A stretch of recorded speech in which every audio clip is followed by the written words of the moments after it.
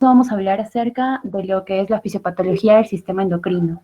Entonces, primero para centrarnos, ¿no? La fisiopatología del sistema endocrino digamos, endocrino es complejo,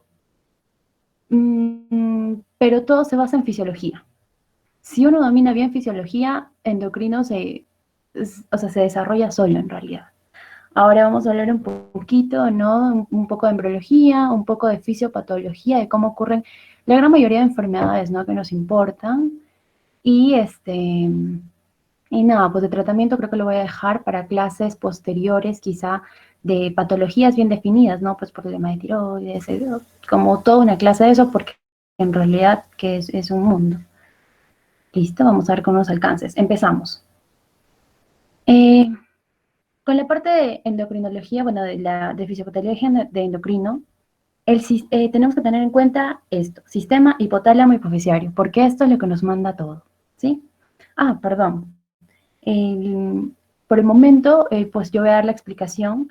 Hay preguntas ahí como entre temas y las vamos a discutir un poco más adelante, pues por el momento yo me voy a responder sola, pero más adelante, o sea, al final de la clase, si alguno tiene alguna duda, si tiene alguna pregunta pues que refutar, ahí hacemos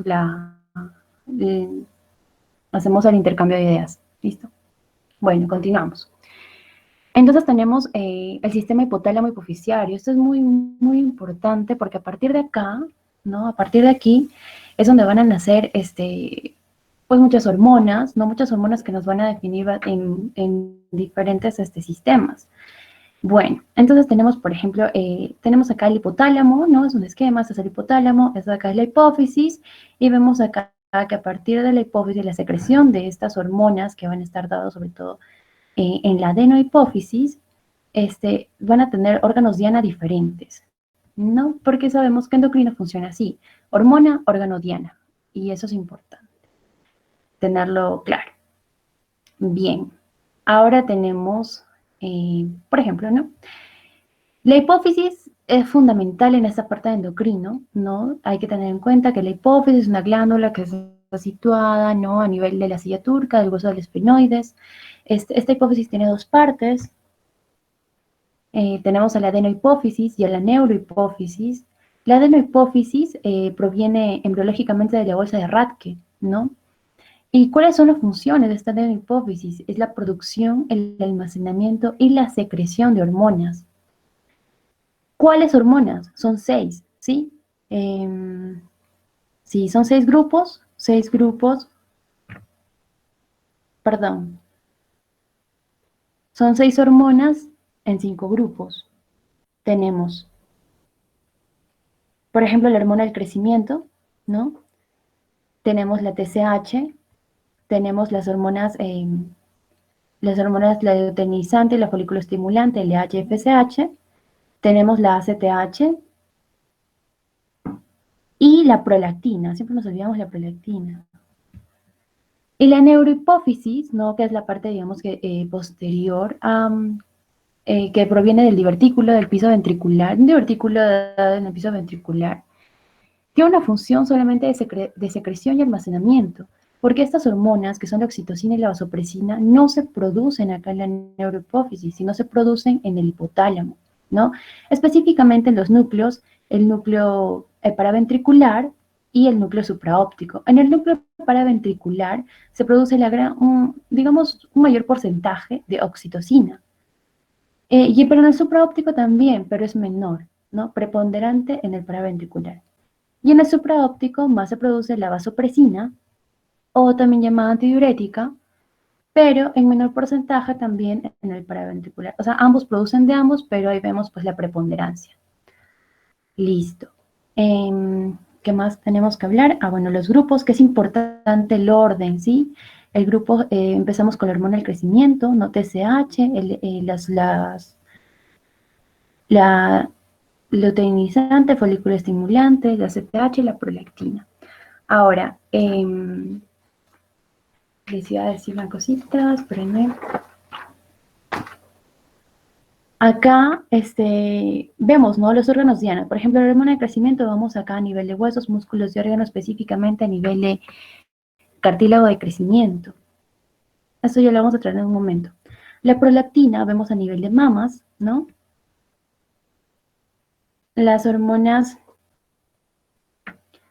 la luteinizante, la folículo estimulante a nivel de gónadas, ¿no? Como testículos y ovarios. ¿Para qué? Por ejemplo, en testículos para producción de testosterona y ovarios para producción de estrógeno y progesterona, que es más complejo, que ya lo voy a explicar un poco más adelante, pero básicamente es eso. En la corteza, la CTH, a nivel de corteza suprarrenal, ¿no? Para ver las hormonas de la corteza, y la TSH a nivel de glándula tiroides. Acá también la vasopresina, también su diana es a nivel de los riñones. La oxitocina es a nivel de conductos, perdón, a nivel de miofibrillas, que hacen la eyección de la leche, y a nivel del músculo liso del útero, para que haya una contracción. ¿Listo? Bueno, pasamos. Muy bien. Ahora, empezamos con la parte del hipotálamo. El hipotálamo es muy importante porque, como les dije, es un órgano muy complejo y ya hemos estudiado en neuro, ¿no? Que tiene muchos núcleos.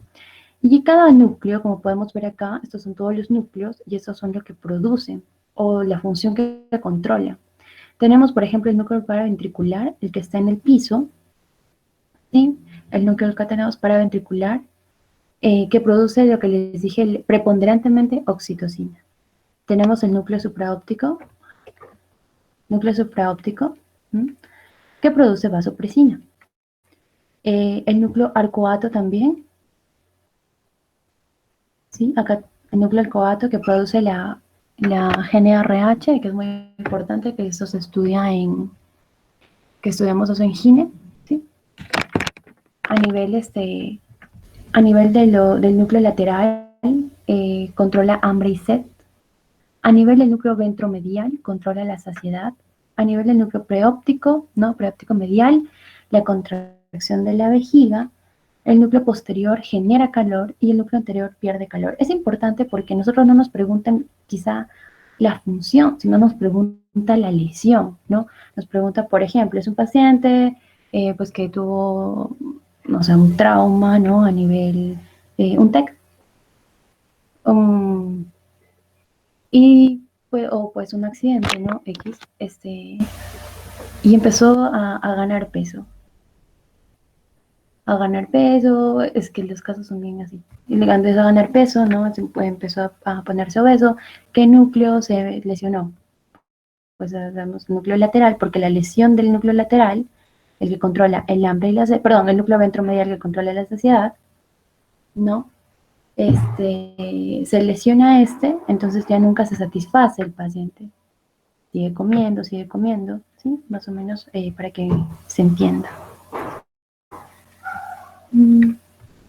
Listo. Es importante que, bueno, toda esta secreción, las secreciones de que producen algunos núcleos, como tenemos acá, por ejemplo, las primeras, van a pasar a nivel de esta estructura anatómica que se llama eminencia media, ¿no? Para pasar se llama infundíbulo, ¿no? Hasta llegar acá a la hipófisis. Tener en cuenta que este sistema circulatorio, ¿no? Que comunica entre hipotálamo e hipófisis, es un sistema porta, ¿sí? Y también muy preguntado, ¿no? Es un sistema porta, a nivel también de este infundíbulo, de este ducto, tenemos también mucha dopamina.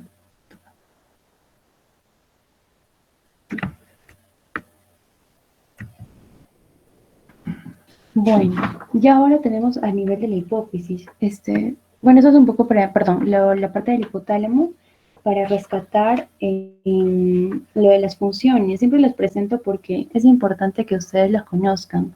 Muy olvidado, como les digo, y muy preguntado. Todo siempre rentable. Ahora, a nivel de la hipófisis, ¿no? ¿Qué nos queda?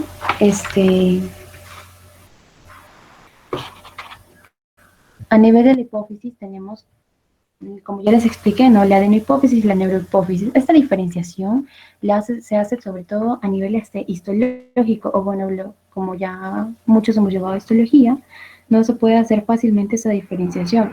¿Por qué? Porque en la parte de la adenohipófisis hay muchas glándulas que son como glándulas que se pigmentan, cromofines, ¿no? Y de acuerdo, y de acuerdo, de acuerdo al grado de pigmentación, uno sabe si es pues acidófila, bueno, perdón, al grado de pigmentación y al grado del colorante, ¿no? Ya sabemos, ¿no? Pues la hematoxilina, eosina, para ver si es basófilo o si es acidófilo, y el número de este tipo de células preponderantes, por ejemplo, en la adenohipófisis.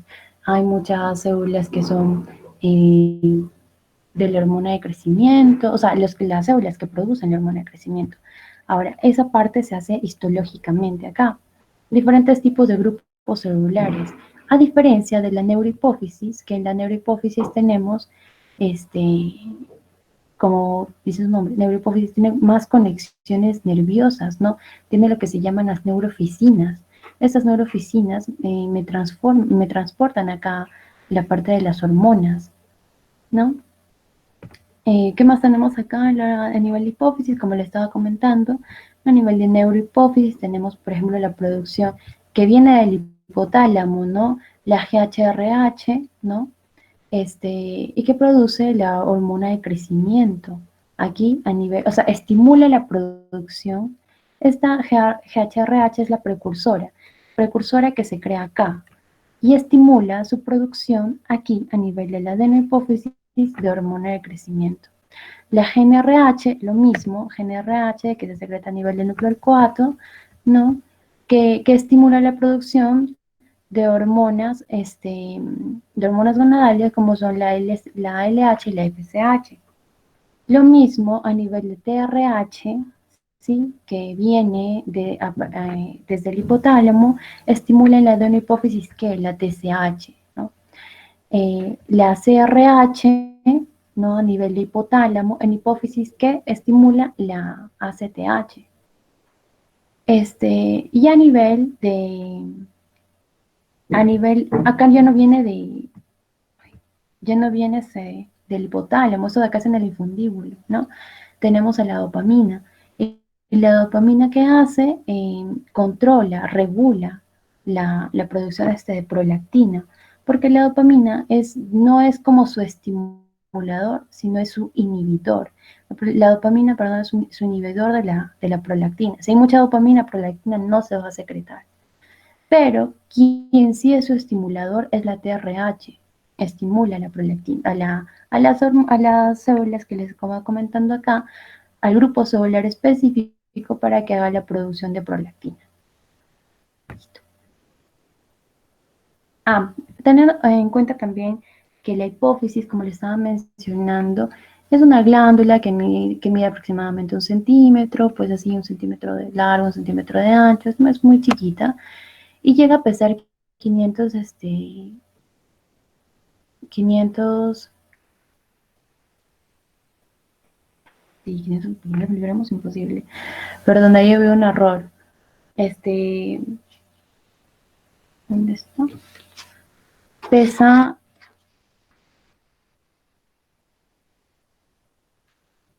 eh, sí, bien, pesa 500 miligramos, ¿sí? Pesa 500 miligramos. Y, por ejemplo, en estados cuando hay una hiperfunción de estos, de la hipófisis en general, por ejemplo, en el estado durante la gestación, hay una hiperfunción de la hipófisis porque todo el sistema tiene que rendir más. Entonces hay un crecimiento a nivel de la hipófisis, y este crecimiento a nivel de la hipófisis hace que cuando yo quiero estimular mucho a una glándula, y es algo que ya sabemos, no es como por ejemplo alguien que va al gimnasio y estimula mucho un músculo, pues va a ser una hipertrofia. Lo mismo acá, yo estoy estimulando mucho a mi hipófisis, vamos a crear una hipertrofia, la vamos a hacer más grande, y llega hasta 1 gramo durante la gestación. Y eso es importante tenerlo en cuenta porque existen, por ejemplo, ¿no?, la patología que se llama el síndrome de Sheehan. Síndrome de Sheehan es la apoplejía de acá de la glándula hipófisis. ¿Qué significa? ¿Por qué se da? Se da porque durante el parto no hay una hemorragia postparto, una hemorragia que sea vaginal, por ejemplo, si es que el parto fue vaginal, se cuantifica en más de 500 cc de volumen sanguíneo, o si el parto fue, o sea, el nacimiento después del bebé fue por cesárea, se cuantifica en más de 1 litro. Esta aguda pérdida de sangre hace que, digamos, pues el flujo sanguíneo a nivel se recorte, ¿sí? Se recorte no solamente a nivel de acá del hipófisis, a nivel de todo el cuerpo. El flujo sanguíneo se recorta y le da como un infarto, o sea, un pequeño, o sí, le da como infarto, una apoplejía, ¿no? A esta glándula y pues le da un infarto y ya, se acabó, nos da ya no funciona y nos da un panhipopituitarismo. Esa es la patología que puede ocasionar en este caso. O también por traumas, o hay otros síndromes que también se llaman silla turca vacía, pero justo cuando les hablan como el peso y el tamaño, pues es un ejemplo que siempre se da, ¿no? En las gestantes que me duplica el peso y siempre hay que tener cuidado con lo de la hemorragia postparto. Como les estaba comentando, existen las neurofisinas. Las neurofisinas que son péptidos que se unen a las hormonas.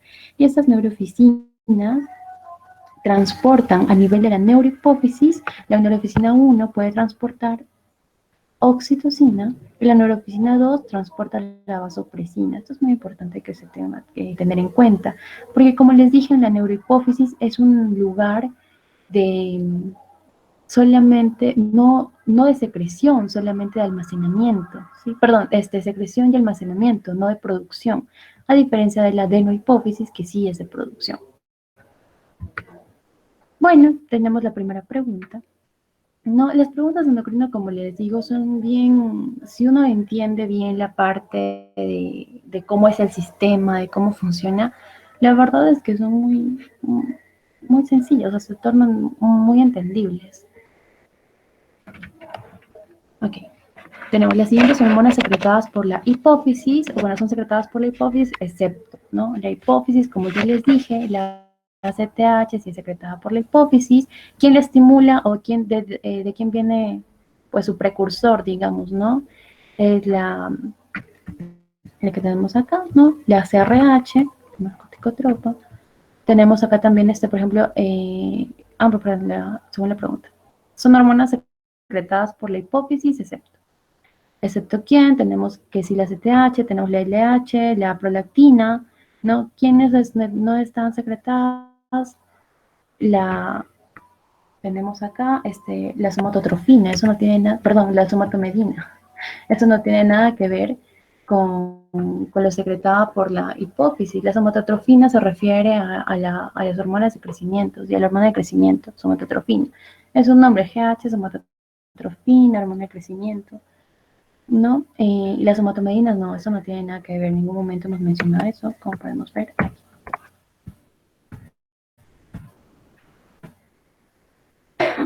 Muy bien. La siguiente pregunta, ¿se domina, ¿no?, a una parte del hipotálamo donde las hormonas hipofisiotrópicas segregadas por son liberadas al nivel, o sea, al lecho capilar portal para ser transportadas a través del tallo pituitario al lóbulo anterior de la hipófisis. Esta estructura anatómica se llama eminencia media, como yo les mencioné hace rato. Es la parte, pues quizá, la parte de adelante, ¿no? Bueno, no como la parte de adelante, sino como la parte que tiene contacto con lo que va a ser el tallo, pituitario. Y por ahí pasan y se desembocan en lo que son el lecho capilar portal. Otra, ¿cuál de las siguientes hormonas no está formada por unidades alfa y beta? Listo. Entonces, a nivel estructural, de este grupo de hormonas que les hablaba, vamos a centrarnos primero en todas las hormonas secretadas por la adenohipófisis, ¿no? Tienen en común muchas cosas. Por ejemplo, la TSH, LH, FSH, tienen común, digamos, estructuralmente, que están formados por subunidades, que se llaman subunidades alfa y beta. las comparten, ¿sí? Las comparten. Y ya vamos a ver justo en otra diapositiva por cómo es eso. Pero bueno, para tener en claro que solamente hay 4 hormonas, ¿no? Que comparten este tipo de subunidades alfa y beta estructuralmente, que son la TSH, LH, FSH y la beta HC, perdón, la HCG. Y la HCG, pues la hormona, ¿no? La hormona coreónica humana, que nos ayuda a usar durante la gestación.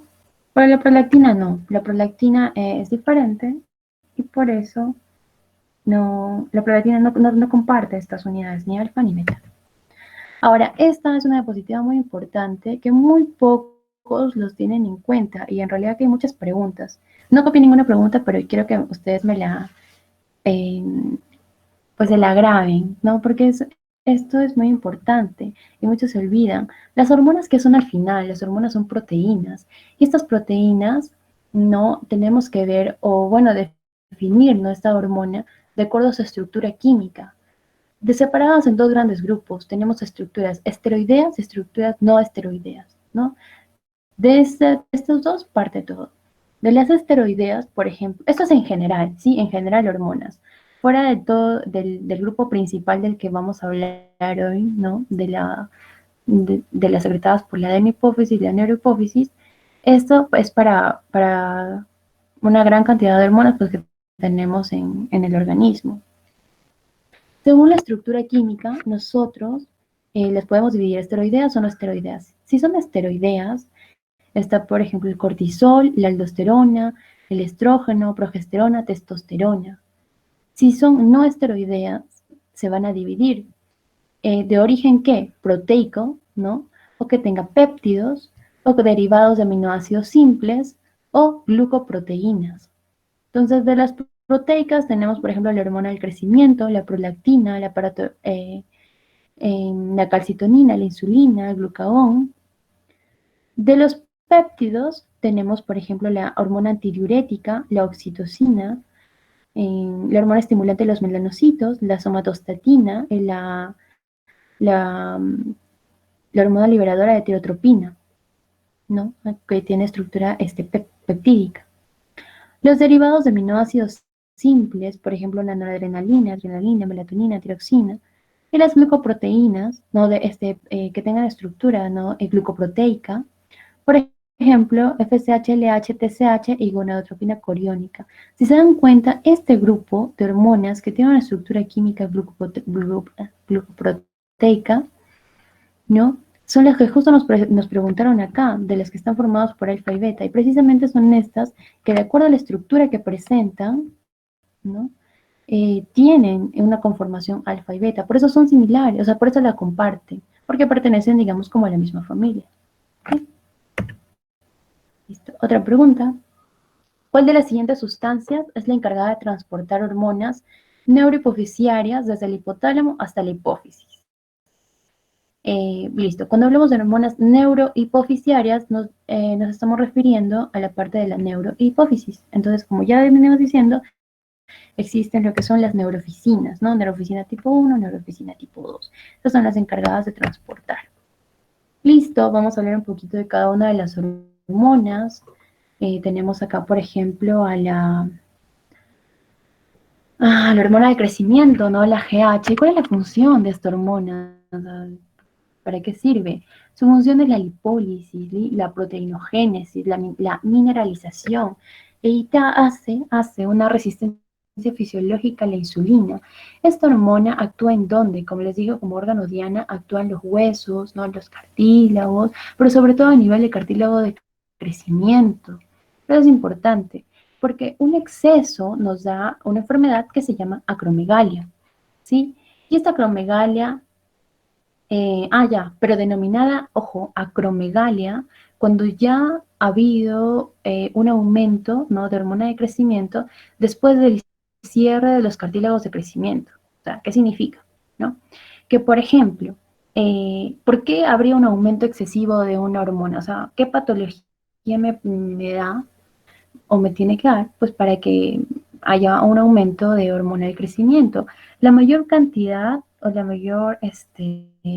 mayor porcentaje de patologías está relacionado con los adenomas. Adenomas hipofisiarios, como les expliqué, a nivel de la adenohipófisis, ¿sí? A nivel de la adenohipófisis vamos a tener el grupo de hormonas que se van a, el grupo de células que se van a encargar de la producción de la hormona del crecimiento. ¿Y qué pasa? Que pues, surgió ahí un tumor que se llama un adenoma productor, o lógicamente, de hormona del crecimiento. Entonces, pero ¿qué pasa? Que si este adenoma me surge quizá después de que el paciente, no, que la persona ya alcanzó su talla, ¿no? Su crecimiento normal, o sea, ya cerró su cartílago de crecimiento, ya no va a crecer más, aproximadamente 40 años, 30 años, 40 años, o sea, no, perdón, o sea, que su crecimiento ya cerró. Eso se da a los 18 años en los hombres, en las mujeres, pues hasta los 18 años en los hombres, en las mujeres hasta los 14, 16 años, depende de la población, pues de la zona geográfica y muchos más factores, ¿no? Depende de eso, a partir de eso, si ya cerró, nos puede dar lo que es la acromegalia. ¿Por qué? Porque ya no va a crecer más el hueso, ya no va a crecer más de largo, ya no va a crecer más, digamos, estéticamente, sino va a crecer más de ancho, ¿no? Hay un engrosamiento de estos huesos. Y por eso, fenotípicamente, no nos da, por ejemplo, un engrosamiento evidente de las manos, nos puede dar también la parte de prognatismo, ¿no? Listo. Además, se asocia con otras partes clínicas, ¿no? Como la macroglosia, el hirsutismo, ayacantosis nigricans, listo. También puede haber la presencia de pólipos colónicos, pólipos nasales. Todos estos son crecimientos patológicos, ¿no? Estimulados por una alta presencia de hormona de crecimiento. ¿Sí? Ahora, esta acromegalia se puede relacionar con algunas neoplasias, como la primera neoplasia que puede surgir durante esta enfermedad, puede ser en colon, por una malignización de un pólipo colónico, en esófago, en estómago y en melanoma. Entonces, por eso es importante saberla diferenciar. Es una patología derivada de un aumento excesivo de hormona del crecimiento.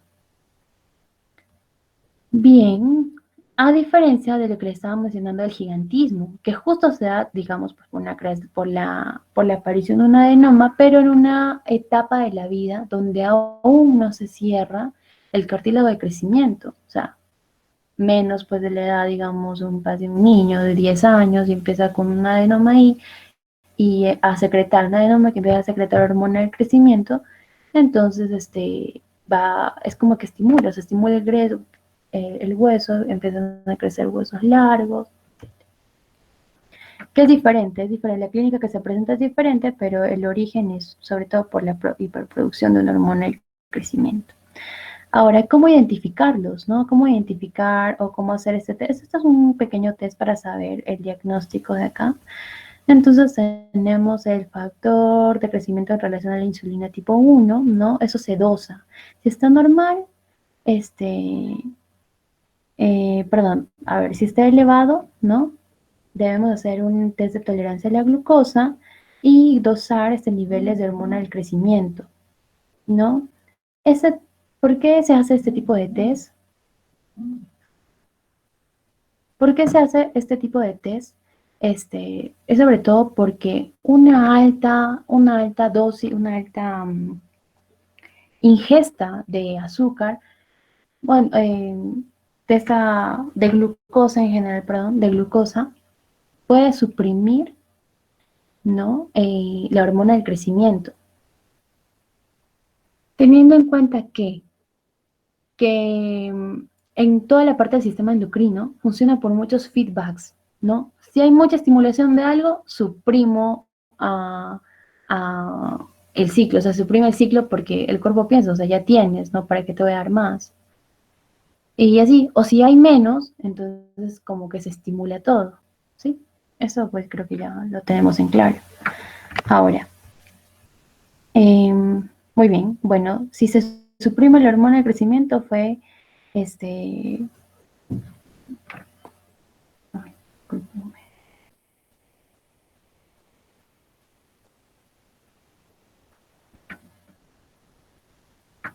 Listo. Si se suprime la hormona del crecimiento, se suprime los niveles de hormona de crecimiento, se ha descartado, ¿no?, de que haya una acromegalia activa.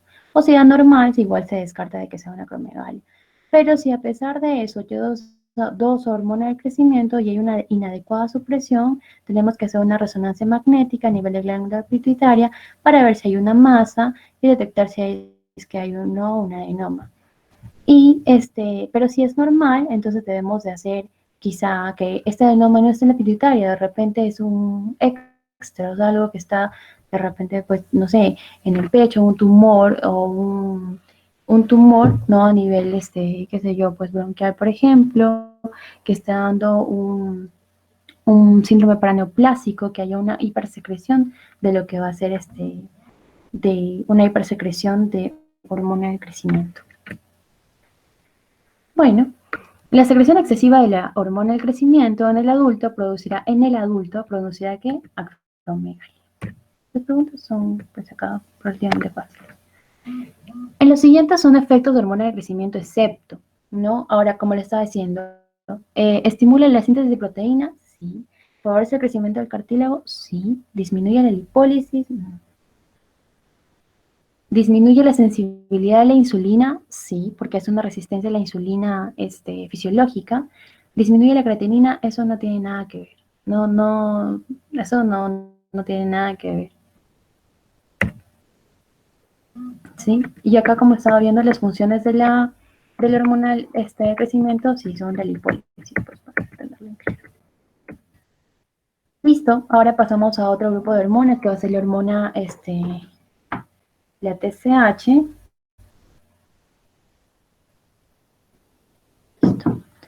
Tenemos la TSH también es secretada, ¿no?, por un grupo de células a nivel de la adenohipófisis, como ya los vimos, y dónde va a ser su órgano diana de la hormona estimulante de tiroxina, la hormona, perdón, de esta hormona estimulante, ¿no?, de la TSH, su órgano diana va a ser la glándula tiroides. ¿Para qué? Para la producción de T3 y T4, ¿no? Ahora, ¿qué tenemos acá? ¿No? Este es el eje, ¿no? Hipotálamo hipofisial, el hipotálamo aquí tenemos al TRH, ¿no? La hormona tirotropa que va a secretar la TSH, el estimulante, ¿no? Y este estimulante se va a ir a su órgano diana que sale en la tiroides para la secreción de T3 y T4. Si hay una adecuada secreción, o si hay un aumento, perdón, de la secreción, este eje nuevamente va a ser un feedback negativo, ¿no? Que significa que ya va a mandar aquí a nivel de la glándula de la hipófisis a que ya no se sigue estimulando TSH. Y si ya sale eso, perdón, ya a nivel del hipotálamo a que ya no se sigue estimulando más TRH. Listo. Entonces la tiroides como glándula nace entre el primer y el segundo arco faríngeo, en el agujero ciego, esa es una parte de la embriología, ¿no? A nivel de la histología, pues tenemos el folículo tiroideo, que está formado por células foliculares, y la parte del centro que es el coloide, y ya más adelante tenemos una fotito. Tenemos el estroma tiroideo y las células parafoliculares.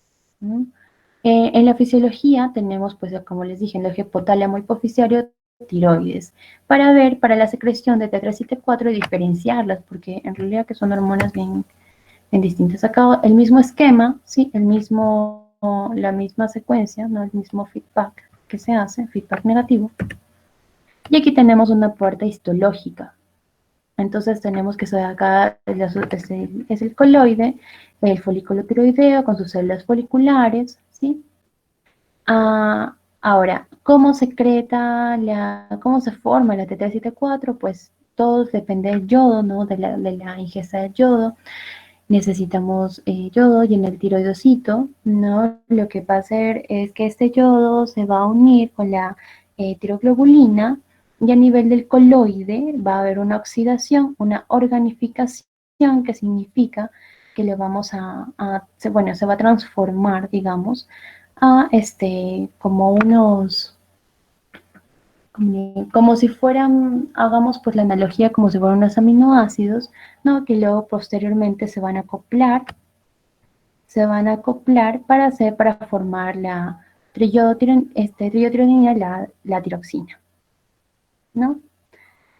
T3 y T4. Estas se van a excretar, no se van a de nuevo volverse al tiroidocito por un mecanismo de fagocitosis, ¿sí? Y van a tener su acción, ¿no? Vamos a liberar T4, en realidad vamos a liberar nosotros T4, ¿no? Pero a nivel de tejidos vamos a tener la transformación de T4 a T3, que es la mayor cantidad, este, em, como digamos, o sea, libre, digamos hormona libre, así que salga producida, vamos a tener T3 y T4. Pero, pero más T4 que T3, libre. Pero a nivel de tejidos, ¿no? Esto ya va a cambiar, porque a nivel de tejidos se va a producir más T3 que T4. Eso es como que llegan al órgano y vaya una producción. ¿Por qué? Porque la T3 es mucho más potente. Sí, es mucho más potente, pero la más abundante al final va a ser la T4. Libre, como les digo. Ahora, ¿cuál es la función? ¿No? O bueno, las hormonas tiroideas aumentan el ciclo de Cori, ¿no? A nivel de músculo y tejido adiposo, lo que aumenta la neoglucogénesis, aumenta la degradación de proteínas, aumenta la lipólisis, ¿no? Aumenta la restrificación de los ácidos grasos en el hígado, aumenta la beta-oxidación, aumenta la presión sanguínea, la frecuencia respiratoria, la frecuencia cardíaca, aumenta la motilidad intestinal, aumenta la secreción de jugos gástricos, todo lo acelera, todo lo acelera. Entonces, por eso es importante lo de la hormona, les funciona también en claro, ¿no? Les funciona de las hormonas tiroideas. Ahora, ¿cómo actúan cuando llegan al órgano? O sea, ¿cómo actúan cuando llegan, pues, a la célula donde tienen que actuar? No tienen receptores, digamos, específicos a nivel de membrana. Ellos pasan, como les digo, cuando llegan, por ejemplo, acá el endotelio llega a T4, pero como hay una hormona hay una enzima que transforma T4 a T3, solamente lo hace, es como les dije, ¿no? Que hagan la analogía de muchos aminoácidos, que fue cuatro juntos hacen T4, tres hacen T3, ¿no? Y hacen esa analogía y digamos que cuando llega al órgano o cuando llega, pues, sí, bueno, al órgano, pues quitamos uno y ya tenemos T3 activa. Esta T3 es la que va a actuar y cómo entra a través de este receptor, el MST8, entra hasta el núcleo, porque los receptores de estas hormonas están en el núcleo. O sea, es solamente, digamos, su pase y acá está en el núcleo. Y a nivel del núcleo es donde nosotros podemos eh, bueno, a nivel de núcleos donde actúan, pues ahí directamente. Ahora, es importante también porque esta función es un poco más compleja y se da sobre todo a nivel de crecimiento del desarrollo del sistema nervioso, del desarrollo del sistema cardiovascular y del metabolismo, ¿sí? Por eso, por ejemplo, cuando a uno se le sube ¿cómo le explico? Cuando uno aumenta el nivel de hormonas tiroideas, ¿no? Por una ingesta, pues qué sé yo, pues tomaron levotiroxina, y no es que, bueno, levotiroxina ya voy a suprimir mi eje. En realidad eso es paulatino, ¿sí? Eso es paulatino, y los efectos que tenga este aumento brusco de hormona tiroidea no se van a ver inmediatamente, o sea, se van a ver, por ejemplo, los efectos en el metabolismo, se van a saber poco a poco, porque tienen que llegar hasta el núcleo de la célula para poder hacer todos esos cambios. Y también eso se puede ver, por ejemplo, cuando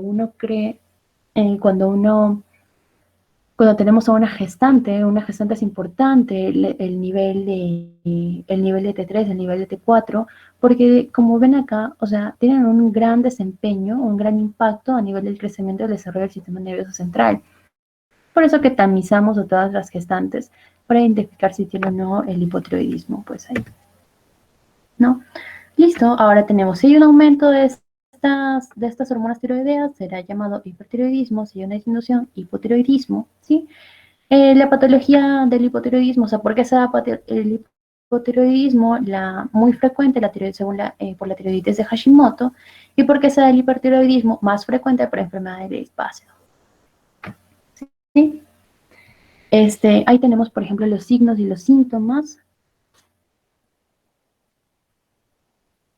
Tenemos los signos y los síntomas bien claros, ahí como para diferenciarlo, en realidad son antónimos, ¿sí? Así que como que no creo que haya mucha duda. Creo que muchos sabemos y miren la cantidad de síntomas y signos. Y yo sé que durante las rondas, durante las visitas, pues esto es objeto de muchas preguntas. Y acá tenemos, ¿no? Importante esto, el diagnóstico laboratorial. Yo cómo sé que uno es hipotiroideo, cómo es hipertiroideo, de acuerdo a nuestro eje, ¿sí? Miren, lo normal es que yo tenga que una persona normal, que no tiene ninguna patología, es que tenga niveles de T4, ojo, la que dosamos más es T4, porque les dije que la que más volumen saca, o sea, como hormona tiroidea libre, libre significa hormona tiroidea en sangre, es T4, ¿sí? Entonces, dosamos T4 y TSH inicialmente, ¿no? T4 y TSH, lo normal pues es que ambas estén dentro de rangos normales, la TSH entre 4 y 10, ¿no? La T4 menos de 4, eso es lo normal. Ahora, ¿qué pasa acá? ¿Qué significa esto? Pues la TSH, ¿no? Estimula o se enciende la tiroides y si yo tengo una buena regulación, voy a secretar T4 y la T4 dice ya alcancé mis niveles normales, apaga acá a la pituitaria, o sea, a la hipófisis, para que ya no estimule más TSH. ¿Y así? ¿Qué pasa en un hipotiroidismo? Tenemos que la pituitaria no me está generando, digamos, bueno, en un hipotiroidismo significa que no tengo suficiente hormona tiroidea, ¿no? No tengo suficiente hormona tiroidea. Puede ser el caso, ¿no? De un hipotiroidismo primario. ¿Primario qué significa? Que quien está mal es la glándula. Porque mi pituitaria sí está mandando el estímulo necesario, está mandando su TSH para decirle que estimule, que secrete más, ET4, pero la tiroides simplemente no está produciendo, ¿no? Por múltiples patologías.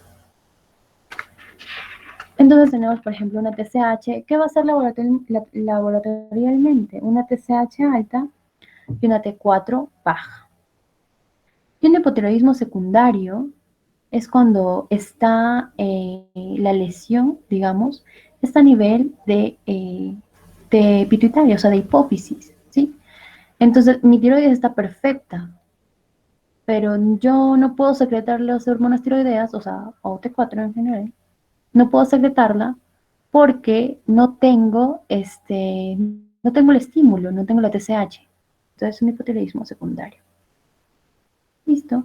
Y hay otro que se llama un hipotiroidismo terciario, donde es más exógeno, ¿sí? O sea, es algo, ya no forma parte de lo que es, no es que esté mal esto, no es que esté mal el otro, sino que hay una hipersecreción exógena, ¿no? Y hace que todo se apague. O sea, hubo una hipersecreción pues, de T4 y por eso hace que todo se apague y ya no haya la adecuada estimulación. Otro término muy importante es el hipotiroidismo subclínico. ¿Qué pasa? No hay ninguna clínica, pero pues uno le dosó por ahí laboratorialmente la TSH y la T4 y encontró que la TSH está alta, pero la T4 está normal. Pero la TSH, una TSH alta, significa que estoy como exprimiendo ahí a mi hipófisis para poder mantener los niveles de T4 normal. ¿Cuándo se da tratamiento? Cuando esta TSH lógicamente, como es subclínico, pues no hay clínica evidente de un hipotiroidismo. Cuando se da tratamiento, cuando esta TSH es mayor a 10, ahí damos tratamiento iniciando con dosis bajas, ¿no? El tratamiento, ojo, es la levotiroxina y eso se regula o se titula eh, no por días, no por tomas, sino se titula por una, como digamos, por una dosis acumulada. Bueno, otro término muy importante que casi nunca nos explica es el síndrome del eutiroideo enfermo. ¿Qué pasa? Que cuando ya tenemos, digamos, pues un laboratorio más extenso, ¿no? nosotros podemos ver los cambios de concentraciones de las hormonas tiroideas durante la enfermedad, cómo se comporta, ¿no? La T3 libre, la T4 libre, ¿no? La TSH, la T3 inversa, que es muy importante. Entonces, el más frecuente de todo de estos es el síndrome tiroideo enfermo del leve. Ahora, ¿por qué? Porque hay una disminución de estas que son como las enzimas, son unas desyodasas, ¿no? Hay una disminución o una ausencia, pues de estas, de la D2, la D1. ¿Y qué pasa? ¿Cómo yo puedo saber eso? Cuando nos dan esta batería, ¿no? Por ejemplo, la T3 libre baja, ¿no? Una T4 libre normal, una TSH normal y una T3 inversa alta. Esto de acá, sí, una T3 inversa alta. Eso, como les digo, es para un laboratorio más, pues, más detallado, pero es importante que al menos sepan de su existencia, sepan que existe una subclasificación de esto también, ¿no? Y como dice su nombre, un eutiroideo enfermo, es que si yo veo, mire, T4 normal, TSH normal, es un eutiroideo, o sea, eso pues normal, ¿no? Si uno solamente dosa T4 libre y dosa TSH, para ellos están normales. Pero pues viene más, es más complejo que eso. Esto, como les digo, es laboratorialmente, o sea, involucra más estudios. Vamos con las preguntas. Son efectos de las hormonas T3 y T4, todos excepto. Tenemos, por ejemplo, taquicardia, sudoración, polifagia, estreñimiento, aumento de frecuencia cardíaca, por frecuencia y profundidad de la respiración. ¿Cuáles son los efectos? Todos menos que el estreñimiento. Sabemos que al contrario estimula el tránsito intestinal. Pues todo lo acelera, ¿sí? Todo lo acelera. Cuando la glándula tiroides está recibiendo yodo, sucede que, ¿qué pasa cuando la glándula tiroides recibe un yodo? Acá suceden dos fenómenos, ¿no? Fenómeno de Joe-Basedow y fenómeno de Wolff-Chaikoff. Bueno, en general, a ver, cuando uno está recibiendo yodo, ¿qué va a aparecer? La glándula se atrofia y disminuye de tamaño. Se produce T3 y T4 en gran cantidad. Hay disminución de la estimulación por TSH. La glándula aumenta de tamaño. No, inicialmente, ¿qué hay? Hay una disminución de la estimulación de TSH. ¿Por qué? Perdón, y la glándula se atrofia, claro, y disminuye de tamaño. A y la C. ¿Por qué hay una disminución de la estimulación de TSH? Porque ya hemos visto, ¿no? Según nuestro feedback, vemos que hay producción de hormonas y hay una disminución de la estimulación. Pero ¿qué pasa? Cuando yo tengo, acá nos dicen, ¿no? Está recibiendo yodo. ¿Yodo de qué forma? Por ejemplo, un yodo exógeno, ¿no? Pues como levotiroxina aparte, ¿no? Ya es como que nos saltamos esta producción porque literalmente le estamos dando la hormona. Entonces, ¿qué pasa? Como cualquier cosa, cuando no se usa, se atrofia y lógicamente disminuye su tamaño. Es importante saber que no solamente de yodo vive la tiroides, sino también de selenio, que es muy poco considerado en los suplementos. La síntesis de hormonas tiroideas interviene en el proceso de ¿qué? En la síntesis de hormonas tiroideas interviene el proceso de, como ya lo expliqué anteriormente, ¿no? Cuando yo al final ya tengo el paquetito listo de hormonas tiroideas producidas, ¿no? En mi tiroidocito, ¿cómo yo lo exporto? ¿Cómo yo lo saco? Se hace a través de fagocitosis, ¿sí? Perdón, o sea, de la parte del coloide allá al mi tiroidocito, fagocitosis. El hipotiroidismo secundario se caracteriza ¿por qué? Porque a nivel de hipotiroidismo secundario, porque hay un aumento de tiroglobulina, bueno, en realidad, ¿qué sería? Esta es la falsa porque no tiene nada que ver. ¿Hay disminución de TSH? Sí, efectivamente, porque la lesión, cuando es secundario, la lesión está no en la tiroides, sino a nivel de la pituitaria o de la hipófisis. Hay disminución de D3, lógicamente, si no tengo TSH, no voy a tener ni D3 ni D4. Yo un aumento de la TRH, sí, porque mi hipotálamo sigue funcionando. Y el hipotálamo está pero que se exprime todo para estimular TRH y poder despertar, digamos, a la pituitaria. Pero si ese está mal, pues no va a haber nada de esto, ¿no? Entonces el aumento de tiroglobulina no tiene nada que ver. La inhibición de tirotropina está dado. La inhibición de la tirotropina, ¿no? De la TRH, ¿está dado por un aumento de la concentración de hormonas tiroideas? Sí, porque cuando vemos nuestro feedback, vemos que las hormonas tiroideas, aparte de cuando ya tengo un nivel óptimo, digamos, en sangre, ¿qué pasa? Van y apagan a la TSH, pero también apagan a la TRH, ¿sí? A la tirotropina. Listo, esto una parte importante también es tener en cuenta la paratiroides, ¿no? Paratiroides y el calcio. Las glándulas paratiroides son 4 que se ubican a nivel, aquí, ¿no? 1, 2, 3, 4, a nivel de la glándula tiroides. ¿Quién las despierta? ¿Quién las motiva? ¿No? A la paratiroides, la calcemia. ¿Sí? La calcemia es muy, muy, muy, muy importante. Porque niveles de calcio van a ver a nivel sanguíneo, ¿no? Van a ver o estimular, ¿no? A las glándulas paratiroides o estimular eh, a las células de la tiroides que produzcan la calcitonina de la tiroides. Ojo. Entonces, ¿la paratiroides qué? La paratiroides me produce la glándula paratormona.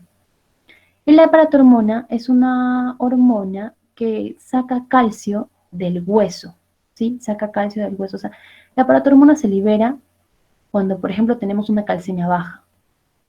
Saca calcio del hueso, pero cuando uno saca calcio del hueso también saca fósforo. ¿Sí? Pero yo lo que no quiero con la paratormona es que haya fósforo en sangre. ¿Qué hace? Excreta ese fósforo, hace una fosfaturia a nivel del riñón. Pero es un poco paradójico, ¿no? Eso cuando tenemos una calcemia baja. Esa es la función del aparato hormona. A nivel intestino, absorbe calcio y fósforo indirectamente por la vitamina D. En el hueso, como les dije, hay una estimulación osteoclástica, o sea que pues rompe un poquito, rompe a nivel de osteoclasto para hacer la liberación del calcio. Y a nivel del riñón aumenta la reabsorción de calcio y magnesio, pero baja la reabsorción de, de fósforo y de bicarbonato. Hace una fosfaturia, ¿no? Pero hace una reabsorción de calcio. Esto es importante porque cuando yo tengo un riñón enfermo, por ejemplo, una enfermedad renal, pues terminal, ¿no? Este mecanismo se pierde, ¿sí? Este mecanismo se pierde, ya no va a haber reabsorción de calcio, ni tampoco ni fosfaturia. Entonces mi fósforo se sigue acumulando en la sangre y es un problema, ¿no? Sale como si fuera un hiperparatiroidismo, eh, este, pues es patológico, pero no, pero es por lo mismo, ¿no? Porque ya mi riñón, que es una forma de excretar, ¿no? A fósforo, no va a funcionar. Y la calcitonina, por otro lado, inhibe la resorción ósea. O sea, lo que hace la calcitonina es que si yo tengo niveles elevados de calcio, pues los devuelve a su... baja los niveles, perdón, de calcio, inhibe la resorción ósea, o sea, inhibe que eso de acá siga destruyendo, o sea, como que picando el hueso para poder sacar calcio de ahí. A nivel de riñón, también bajamos la reabsorción de calcio y fósforo, ¿no? Y ya, esas son las dos funciones para tener en cuenta, pues, lo de calcio para tiroides, ¿no? Y la calcitonina, sí, producidas, como les digo, por la célula C, pero de la tiroides. Muy bien, entonces tenemos, por ejemplo, un exceso de paratormona, se llama un hiperparatiroidismo primario. Cuando está dado por quién, por un adenoma, ¿no? O un carcinoma o una hiperplasia de la misma paratiroides, un carcinoma que me da un síndrome paraneoplásico de una hipersecreción de paratormona o un adenoma. Cuando tenemos un tratamiento con litio, también en exceso de paratormona. La hipercalcemia hipocalciúrica familiar, ¿no? También me da un exceso de paratormona. Un exceso de vitamina D puede ser pues, fácil por intoxicación de vitamina D, las enfermedades granulomatosas, ¿no? El síndrome de Williams, que es una hipercalcemia familiar, esas son las causas. tumores por donde tenemos osteolisis, por mama, esos son para aumento de calcio, ¿no? Cuando tengo mama, mieloma o para neoplásicos, ¿no? Por PTH o a nivel de pulmón, ¿no? Un carcinoma epidermoide. ¿Qué más? Muy bien, lo que les estaba mencionando, la insuficiencia renal crónica, tenemos un hiperparatiroidismo secundario grave, eh,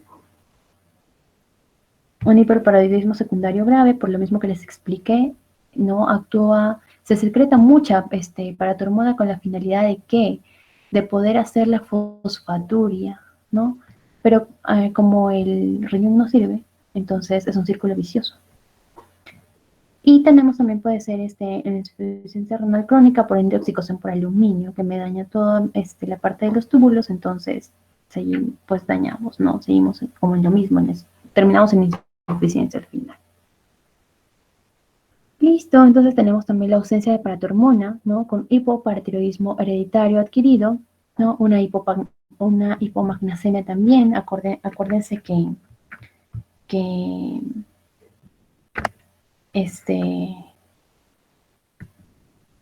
acuérdense que acuérdense que el magnesio es muy importante en todo lo que es el metabolismo de calcio. Eso de acá yo le he presentado para que tengan una idea de la función, porque la paratormona y la calcitonina son hormonas muy importantes, ¿no? En nuestra regulación, sobre todo del calcio. Entonces el magnesio, que también tiene una parte muy importante de lo que es calcio, si hay una hipomagnesemia, acuérdense que el magnesio se absorbe con el calcio, ¿no? Y si hay una hipomagnesemia, se puede dar también en ausencia pues, de paratormona. Si hay ineficacia de la paratormona, por ejemplo, insuficiencia renal crónica, ausencia o ineficacia de la vitamina B, D, ¿no? O hay la superación de las actividades de la paratormona, cuando hay como si tuviera pues paratormona 1000 ahí en la sangre. Entonces tenemos, por ejemplo, el síndrome de hueso hambriento tras la paratori, cuando extraemos toda, pues tras una cirugía, no de extracción, que sé yo, pues una tiroidectomía total, ¿no? Y nos volamos también las paratiroides. Entonces ahí tenemos que ya no controlamos, ¿no? Ya no controlamos ni con calcitonina ni paratormona, o sea, hay un desbalance fatal. Los niveles, pues, de la hormona. Entonces acá fácil, ¿no? A nivel de tiroides, la calcitonina, que inhibe la liberación de calcio por el hueso, en cambio la paratormona, la hormona paratiroidea, ¿no? O paratormona, estimula la liberación de calcio por el hueso. ¿Con la finalidad de qué? De mantener un balance a nivel sanguíneo. Muy bien.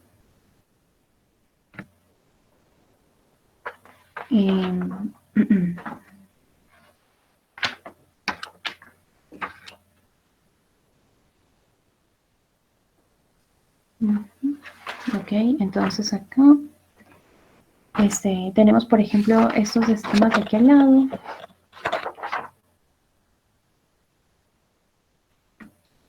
Tenemos, por ejemplo, cuando tenemos una calcemia baja, ¿no? Vemos lo que es el nivel de fósforo.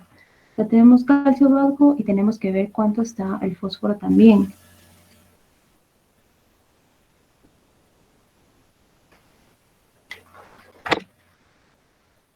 Ok, denme un segundo. Entonces tenemos calcio bajo y tenemos que ver, digamos, cómo dosar fósforo también. Fósforo normal o bajo, ¿qué nos orienta? Un déficit de vitamina D. Fósforo normal o alto, vemos cómo está la paratormona. Si la paratormona está alta, ¿no? Si la paratormona está alta, se puede, nos hace referencia, por ejemplo, a una insuficiencia renal crónica en fases precoces. Si la paratormona está baja, un hipoparatiroidismo. Ahora tenemos el caso contrario, ¿no? Si tenemos un calcio alto, vemos fósforo.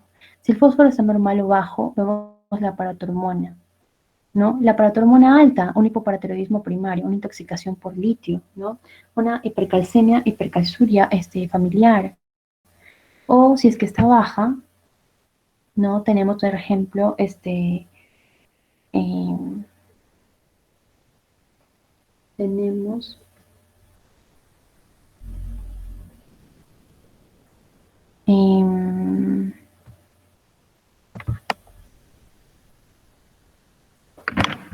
¿no? O si es que es abajo, perdón, lo de la paratormona, ¿no? Quizá una estimulación anormal, o sea, ¿cómo se llama? Ay, qué pena, me olvidé. Por ejemplo, un síndrome paraneoplásico de paratormona-like, ¿no? Ahora, fósforo tenemos normal o alto, la vitamina D, igual si me sale alto, tenemos intoxicación, granulomatosis o linfoma, o si dosamos también vitamina D, ¿no? Si sale baja, de repente nos hace por vitamina A o por una metastasis lítica, por un hipertiroidismo, por un hiperparatiroidismo secundario, terciario o insuficiencia renal crónica. Bueno, otra pregunta. Las hormonas paratiroideas son de naturaleza esteroidea, provocan aumento de la actividad osteoblástica, favorece la aparición de alcalosis metabólica, disminuye los niveles de AMP cíclico. Entonces acá nuestra hormona tiroidea, nuestra hormona paratiroidea, acá es ninguna de las anteriores. ¿Por qué? Porque primero no son de naturaleza esteroidea, ¿no? No hay aumento de la actividad osteoblástica, al contrario, hay de osteoclástica. No, favorece la aparición al contrario, no es alcalosis, una acidosis metabólica. Disminuye los niveles de AMP cíclico. Acá no, porque estas hormonas, la gran mayoría no trabaja con el AMP cíclico, sino trabaja con la proteína G a nivel de la célula. La paratormona, otra pregunta, pues estimula la actividad osteoclástica, ¿sí? Aumenta los niveles séricos de calcio, ¿sí? Se libera cuando hay aumento de fosfato en el plasma, ¿sí? ¿No? Para hacer la fosfaturia. Las respuestas son todas. Los efectos de la hormona paratiroidea se llevan a cabo. Los efectos de la hormona paratiroidea se llevan a cabo a nivel de osteoclastos, ¿no? A nivel de osteoclastos y a nivel de las células del epitelio renal, ¿no? Acordándonos de que la paratormona o hormona paratiroidea hace posible la fosfaturia, entonces por eso tiene una función ahí a nivel del epitelio renal, para pues, la eliminación de fósforo, incluso también para la reabsorción de calcio a ese nivel. ¿Cuál de los siguientes mecanismos ejerce mayor efecto sobre la secreción de hormona paratiroidea? Entonces tenemos, por ejemplo, la concentración plasmática de fosfatos, la concentración plasmática de calcio, calcitonina. Bueno, aquí tenemos, ¿cuál de los siguientes mecanismos ejercen mayor efecto sobre la secreción de hormona paratiroidea? Es la concentración plasmática de calcio, ¿no? Si se dan cuenta, todo con respecto a la hormona paratiroidea, calcitonina o vitamina D, están reguladas de acuerdo al nivel plasmático que tenemos en sangre, de calcio, ¿no? Es el mayor efecto. Bueno, pasamos a otro tema acerca de la regulación de la glucosa. Lo he puesto así como regulación de la glucosa porque la parte de insulina, pues, ¿no? De glucagón, ¿no? Es muy importante. Son hormonas también, pertenecen a lo que es, lógicamente, el sistema endocrino. Entonces vamos a ver cómo es su regulación. Entonces, glucosa, como sabemos, ¿no? El páncreas, nuestro órgano que secreta endocrinamente lo que es la insulina, lo que es el glucagón, cuando tenemos una glucosa alta en sangre o después de una ingesta, ¿qué va a hacer? La secreción de insulina, ¿no? La insulina, ¿qué hace? Para formar glucógeno con este gran exceso, ¿no? de glucosa, ¿no? Lo transforma en glucógeno para que sea almacenado en el hígado. Pero si tenemos, por el contrario, un bajo nivel de glucosa en sangre, se estimula el glucagón. ¿Para qué? Para que precisamente degrade el glucógeno y liberamos glucosa para tener un nivel de glucosa normal en sangre. Es importante en este nivel de la regulación de glucosa tener en cuenta los transportadores, muy preguntados, ¿no? GLUT1, GLUT2, GLUT3, GLUT4, GLUT5, muy preguntados, saber en dónde se encuentran, ¿no? El más frecuente o el dependiente de insulina, GLUT4, ¿no? Tejidos sensibles a la insulina, el GLUT5, que no tiene nada que ver con glucosa, sino con fructosa, el GLUT1, que es el único de los transportadores que se puede encontrar a nivel de cerebro, ¿no? Esos transportadores es como la puerta, ¿no? Para que la glucosa entre a la célula. Y estos transportadores, su localización es donde acá, pues, donde acá se pueden ver, ¿no? GLUT2 también es importante conocerlo, ¿no? Que está en el intestino, también preguntado de esa manera. Y listo. Y GLUT5 en testículo, pues sí, en testículo, y es dependiente de qué transporta fructosa, el único que transporta fructosa. Perdón. Ahora, las enfermedades relacionadas, ¿por qué nos interesa en esta parte, no? El GLUT4, porque las enfermedades relacionadas son la diabetes tipo 2, ¿no? Porque como es la puerta a múltiples tejidos dependientes de quiénes, de la insulina, cuando se hace resistente a la insulina, pues aparece lo que es la diabetes. La diabetes es la deficiencia absoluta o relativa de la producción y acción de la insulina. Sabemos que existen dos tipos, ¿no? El más frecuente es el tipo 2, que es que es no idiopático. En cambio el primero está mediado tiene una forma de autoinmunitaria, ¿no? Con un déficit absoluto de insulina. En cambio el tipo 2 es una insulinoresistencia, es un déficit relativo y esto es paulatino, ¿no? Así se nace, así se hace. Acá el tipo 2. Ahora la clínica, pues ya muchos lo conocen, ¿no? Descotropes, polidipsia, poliuria, polifagia, pérdida de peso. No suelen aparecer todas, ojo, no suelen aparecer todas juntas, así bruscamente, de hoy a la mañana ya me aparecen las 4, no. Eso, como les digo, es con el tiempo, o sea, esta diabetes tipo 2 se hace, ¿sí? Lo importante es saber identificar, saber preguntar al paciente, ¿no? Porque si uno le pregunta, señor, y es que usted bebe mucha agua, pues le van a contestar lo normal, ¿no? O sea, es saber preguntar sobre estos cambios, porque cuando se da cuenta el paciente, en lo último, cuando ya hay pérdida de peso, perdió peso tan, digamos, no brusco, pero en corto tiempo, y ellos sienten que están enfermos. Y en realidad que todo esto de acá, si uno lo pregunta, va a ver que los cambios empiezan muy temprano. Muy bien. Ahora, el objetivo. ¿Cuál es el objetivo para meta de diabetes? Esta no es una clase, lógicamente, de diabetes, ¿no? Porque tenemos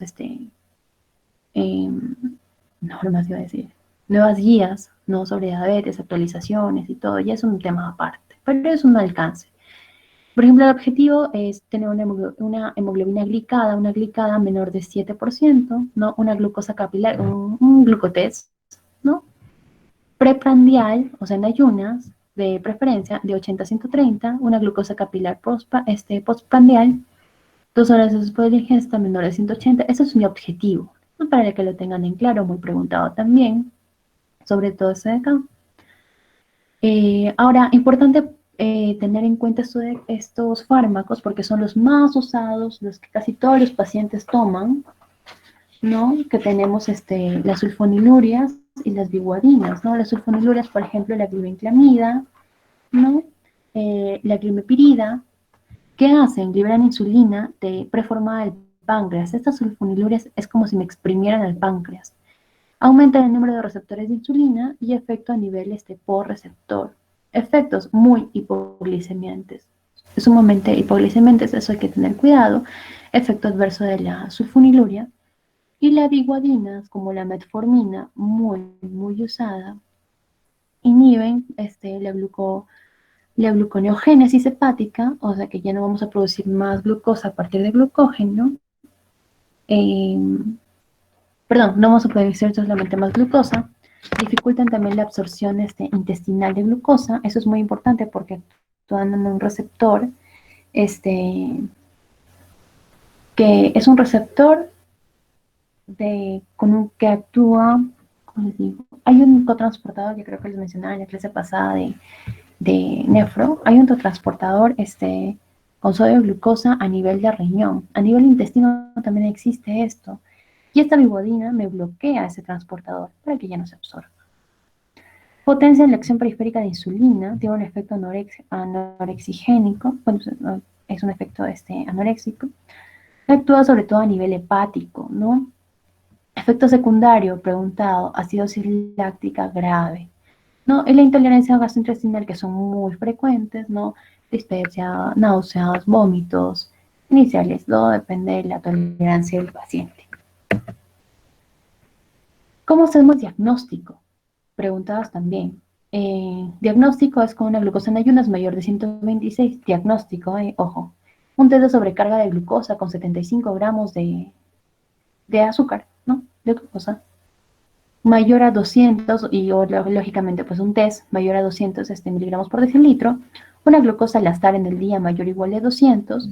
Una hemoglobina glicada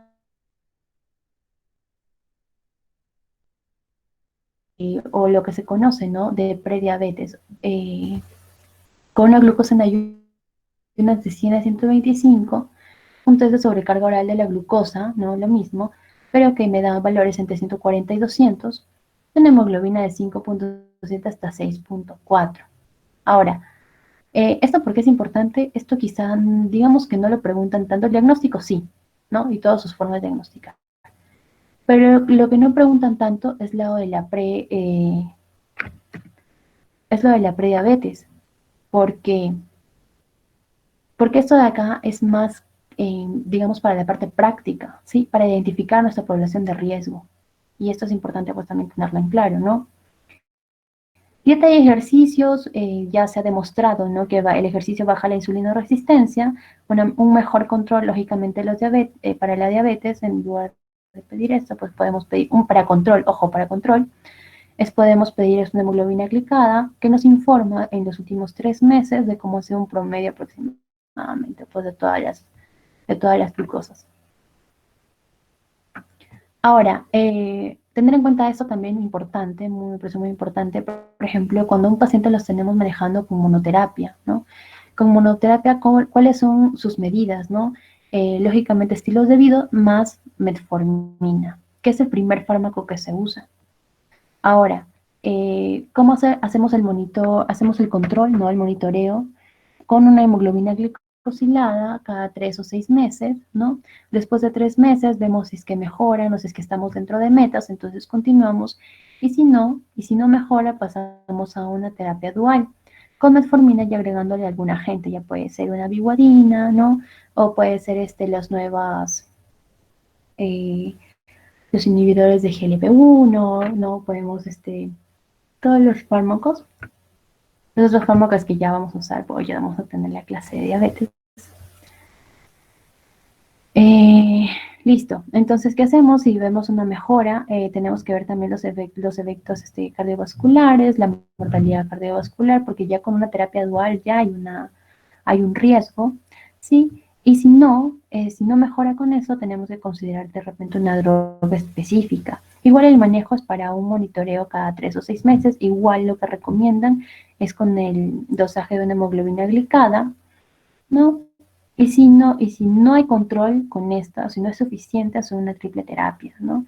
Y adicionamos 2 tratamientos. Entonces es importante que en todos los casos el control se haga con hemoglobina glicada, ¿no? Y ver, sobre todo, pues está dentro de metas o si pasamos a la siguiente línea de tratamiento.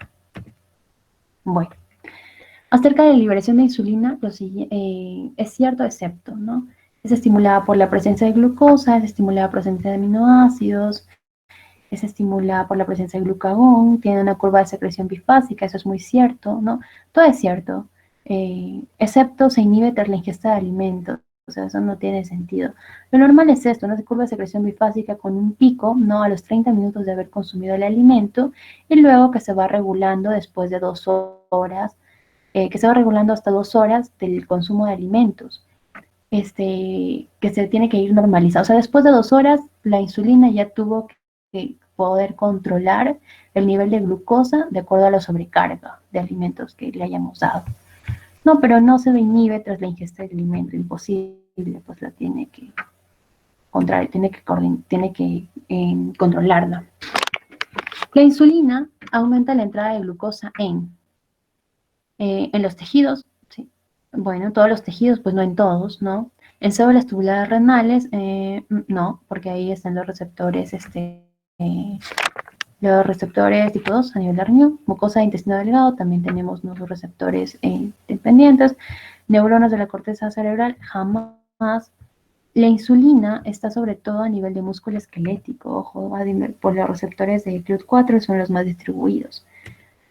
El mecanismo por el cual el glucagón produce un aumento de las concentraciones de glucosa supone la unión del glucagón al DNA en el núcleo de las células blanco. No, el glucagón no se une directamente al DNA, o sea, no tiene un receptor nuclear. El glucagón en los receptores citoplasma de las células blanco, activación de las proteínas G en las células blanco, sí. El glucagón se une a nivel de proteína G. Ojo, no tenemos ni receptores en citoplasma, solamente a nivel de proteína G. Creo que sí recordamos, ¿no? Proteína G, nuestras clases de bioquímica, ¿no? Y toda la cascada que sigue después. Y listo. Es un órgano blanco de insulina, excepto, ¿no? Como dije, tejido muscular, obvio, tejido graso sí, adipocito sí, hígado sí, cerebro no, jamás. El cerebro, el tejido, pues el cerebro no puede depender de insulina, porque imagínate un diabético, si un diabético que cada las justas tiene insulina, que no sé, pues, o sea, no le llegarían al cerebro, ¿no? Es imposible, hay que ponerle lógica en eso, jamás dependería de insulina. Muy bien, otro tipo de eje, ¿no? Tenemos, por ejemplo, el de la hormona de la CRH, ¿no? La hormona corticotropa, la ACTH y el cortisol. Ahora, ¿cómo es? Como lo mismo que ya hemos visto antes, ¿no? Hipotálamo, tenemos la parte anterior de la pituitaria, o sea, la adenohipófisis, y su órgano diana, que es la glándula suprarrenal, ¿no? Entonces tenemos la CRH, la CTH, que produce sobre todo cortisol. Igual, el feedback que regula todo esto, si tengo un aumento de cortisol, el feedback va a ser negativo, ¿no? Así como vimos con la parte del eje de tiroide, de la hormona, ¿no? De la TRH, TSH, hormonas tiroideas, es lo mismo, funciona de la misma manera.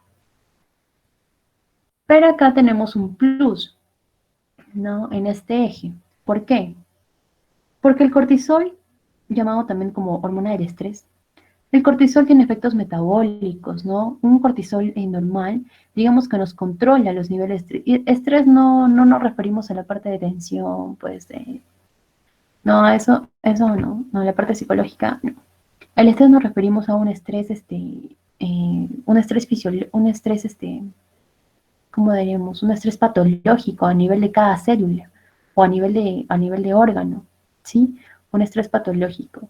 Igual, este estrés desencadenado por de repente una hemorragia, ¿no? Un accidente, una fractura por aplastamiento, ¿no? Un trauma muy severo, muy contundente, ¿no? Una hipovolemia.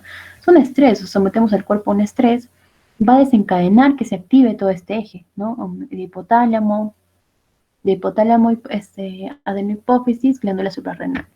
La glándula suprarrenal, la corteza suprarrenal, tenemos tres partes, ¿no? Tenemos la parte de la zona glomerular, la zona fascicular y la zona reticular. Eso es la corteza. Y la médula es otra parte importante. Ahora, ¿qué produce la médula? Catecolaminas, ¿no? Sobre todo noradrenalina. La zona glomerular produce mineralocorticoides. La zona fascicular no produce los glucocorticoides y la zona reticular los andrógenos. La zona glomerular, ¿qué mineralocorticoide es el que está produciéndome ahí ¿cómo se llama? La zona glomerular de la corteza, ¿no? Tenemos a la aldosterona. La zona fascicular, ¿qué glucocorticoide? El cortisol, ¿sí? Y la zona reticular, ¿qué andrógeno? La dihidroepiandrosterona. Muy bien. Las funciones del cortisol, como les digo, es a nivel, por ejemplo, de páncreas, se controla el nivel de insulina, a nivel de tejido adiposo también, ¿no? Digamos, para la liberación, para para la lipólisis, ¿sí? Para la lipólisis, a nivel del hueso, para reducir la formación de nuevo hueso, a nivel del hígado, para que genere glucosa, y a nivel de músculo, para que, digamos, como que se coma el músculo y me pueda liberar lo que son los aminoácidos. Eso es lo que hace. Muy bien, entonces acá tenemos un esquema. Ese esquema me gustó mucho, creo que lo uso hace 1000 años. Como para que nunca nos olvidemos, ¿no? No, esas son las zonas de la corteza de la glándula suprarrenal. Tenemos a la zona glomerular, que siempre la dibujaban como unas nubecitas, ¿no? De glomerular, pues como globitos. Y siempre, no, glomerular, aldosterona. Glomerular es mineralocorticoides. Fascicular, como si fuera lluvia. Fascicular, ¿no? O como, pues ahí, yo me acuerdo, pues eso fue como hace años, ¿no? Que en un video nos decían que la fascicular como si fuera unas hojitas, ¿no? Como si fuera la hierba, pero siempre me confundía, pues yo lo decía como una nube que llueve sobre una reja. No, fascicular, para la producción de glucocorticoides como el cortisol, y la reticular en una reja que está, la reja en el piso, reticular, para la producción de andrógenos, ¿no? De la DEA. Eso. Entonces lo mismo acá, tener en cuenta glomerular, fascicular, reticular y todo lo que produce. Las preguntas siempre van orientadas a eso, o sea, no es tan complicado. Ahora, hablar de patologías sí es otro tema, pues, ¿no? Hablar de insuficiencia suprarrenal primaria, insuficiencia suprarrenal secundaria, ¿no? Cuando se daña esta parte, que quiénes lo controlan.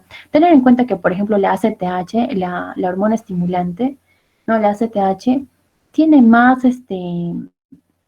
digamos, más acción, sobre todo a nivel de la zona fascicular, ¿sí? A nivel de la zona fascicular. A nivel de la zona glomerular no tanto, sí estimula, pero no tanto. ¿Quién estimula más a la zona glomerular?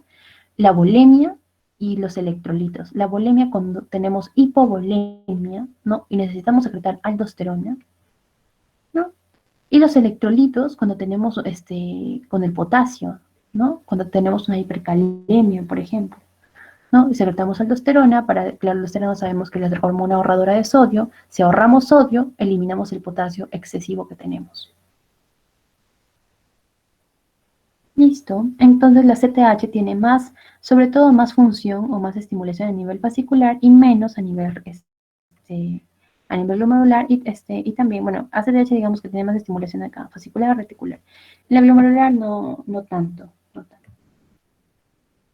Bueno, las preguntas, como les digo, en esta zona es orientada sobre todo a qué parte de la corteza produce qué hormona. Entonces, por ejemplo, nos dicen los mineralocorticoides, son hormonas esteroideas que se producen en la glándula suprarrenal, en la corteza de la glándula suprarrenal, ¿no? ¿En qué capa? Mineralocorticoides, en la capa glomerular, ¿no? Porque mineralocorticoides, no como la aldosterona, bueno, o sea, yo les decía esto, ¿no? Yo lo relaciono así como con nubecitas, porque un mineralocorticoide, por ejemplo, nos regula volumen, ¿no? Es como nube, agua, mineralocorticoide. Pues por ahí sí le pueden hacer la analogía. Para mí me funcionaba, nunca me olvido. ¿Y qué es eso? Bueno, otra cosa tenemos también otra pregunta. La liberación de ACTH por la hipófisis no está controlada no está controlada, ¿no? Entonces, la liberación de ACTH la regula ¿quién? La CRH, lógicamente, lo regula la ADH, ya les voy a explicar cómo. Lo regula el cortisol plasmático, sí, por lo del feedback que les estaba comentando. El sueño vigilia también, porque esto de sueño vigilia, ¿quién lo regula? El cortisol. O sea, el cortisol regula el sueño vigilia, ¿sí? Y hace de nuevamente un feedback negativo hasta acá, para la regulación del ACTH. La hormona antidiurética, ¿por qué sí regula el ACTH? Porque la hormona antidiurética me regula volumen, ¿no? Volumen a nivel, a nivel, pues, el volumen en el organismo, o sea, si tenemos una sobrecarga de volumen o no, es muy fácil, eh, digamos, antes de estimular, qué sé yo, pues a la aldosterona, ¿no? Es más fácil estimular el ADH para un control inmediato de volumen. No, pero la renina sí no tiene nada que ver. La renina no controla ninguna liberación de ACTH, ¿no? Eso no tiene nada que ver. Uno de los siguientes efectos fisiológicos de los glucocorticoides es falso. Favorecen la gluconeogénesis en el hígado, pues sí. Disminuye la eliminación de nitrógeno, no. Inhibe la respuesta inmunitaria, sí. Aumenta la eliminación renal de agua. Ay, qué pena que todo salió junto. Exenta de solutos, sí. Bueno, aumenta la liberación de agua, sí. Y protege contra el estrés, sí. Bueno, no disminuye la eliminación de nitrógeno, al contrario, aumenta la liberación de nitrógeno bajo la forma del MUN. Sí, esto es un efecto de los glucocorticoides, cortisol. ¿Cuál de los siguientes glucocorticoides tiene mayor acción mineralocorticoide? Acá, evidentemente, ¿quién? Mineralocorticoide, pues hablamos de regulación de volumen, ¿no? Como aldosterona. ¿Quién? La hidrocortisona, ¿sí? Es importante que nosotros tengamos, ¿cómo les digo? Pues como las equivalencias. Quizá, por ejemplo, todos estos tratamientos los podemos usar, o todos son corticoides, ¿no? En general, para tratamientos de, por ejemplo, insuficiencias suprarrenales, ¿no? Tenemos que saber cuál se puede usar, ¿no? Cuál me beneficia usarlo y sobre todo las equivalencias. Esas equivalencias casi no nos enseñan. Bueno, a mí nunca me enseñaron porque lo aprendí después. Por ejemplo, si yo en mi puesto solamente tengo prednisona, ¿qué equivale en dexametasona? ¿Qué equivale en hidrocortisona? O sea, esas equivalencias que existen, yo pues los invito a que los busquen, a que se enteren, porque sí existen. Y es importante, porque de acuerdo a lo que yo tengo, es lo que es la dosis de corticoide que yo le puedo dar. En este caso hay algunos como las familias separadas de todos estos, porque algunos tienen mayor o menor acción, por ejemplo, mineralocorticoide, otros tienen menor acción glucocorticoide, ¿no? Entonces, en este caso, pues la que tiene mayor acción mineralocorticoide es la hidrocortisona. ¿Cuál de las siguientes hormonas no es un andrógeno?